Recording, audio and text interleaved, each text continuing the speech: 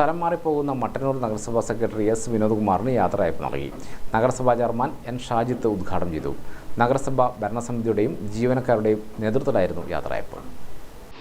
ചെയ്യാൻ സാധിക്കാത്തതാണെങ്കിൽ എന്തുകൊണ്ട് സാധിക്കുന്നില്ലെന്ന് നമുക്ക് പറഞ്ഞു തരികയും ചെയ്യും. നമ്മളെല്ലാം മുനിസിപ്പൽ ആക്ട് ഏറ്റവും കൃത്യമായി പഠിച്ചു വരുന്നവരാണ്.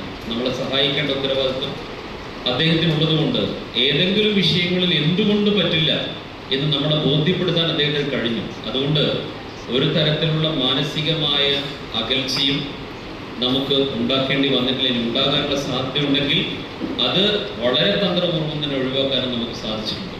അതുകൊണ്ട് ചെയർമാൻ എന്ന നിലയിൽ ഏതെങ്കിലും തരത്തിൽ ബുദ്ധിമുട്ടുകൾ അദ്ദേഹത്തിൻ്റെ ഭാഗത്തുനിന്നുണ്ടായില്ല.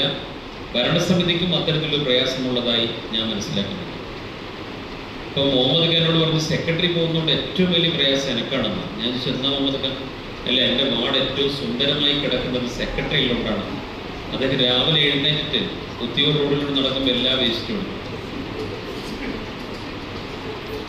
നമുക്ക് അപൂർവമായി കാണുന്ന ഒരു സൗന്ദര്യമാണത്, അല്ലേ? എവിടെയാണ് പൊതുജന സേവ? ദീർഘകാലം മട്ടന്നൂർ നഗരസഭയുടെ ജനകീയനായ സെക്രട്ടറിയായിരുന്നു എസ് വിനോദ്കുമാർ. നഗരസഭയെ മാലിന്യമുക്തമാക്കുന്നതിന്റെ ഐക്കൺ കൂടിയാണ് സെക്രട്ടറി. പ്രഭാത സവാരിക്കിടയിൽ നഗരവീതിയിലുള്ള മാലിന്യ ശേഖരണം നടത്തിയും ശ്രദ്ധേയനായിരുന്നു സെക്രട്ടറിയായിരുന്ന എസ് വിനോദ്കുമാർ. സ്വന്തം നാടായ തിരുവനന്തപുരത്തേക്കാണ് സ്ഥലം മാറിപ്പോകുന്നത്. യാത്രയയപ്പ് ചടങ്ങിൽ വൈസ് ചെയർപേഴ്സൺ ഒ പ്രീത അധ്യക്ഷയായി. സ്റ്റാൻഡിംഗ് കമ്മിറ്റി ചെയർമാൻമാരായ V K Sugathan, P Anitha, A Majeed, P Praseena, councillor P Raghavan, A E Pranam, superintendent Ramendran, R I Bibinesh, S Vinodkumar എന്നിവർ സംസാരിച്ചു. തുടർന്ന് നഗരസഭാ ഭരണസമിതിയും ജീവനക്കാരും വിവിധ സംഘടനകളും വിനോദ്കുമാറിന് ഉപഹാരങ്ങൾ സമർപ്പിച്ചു.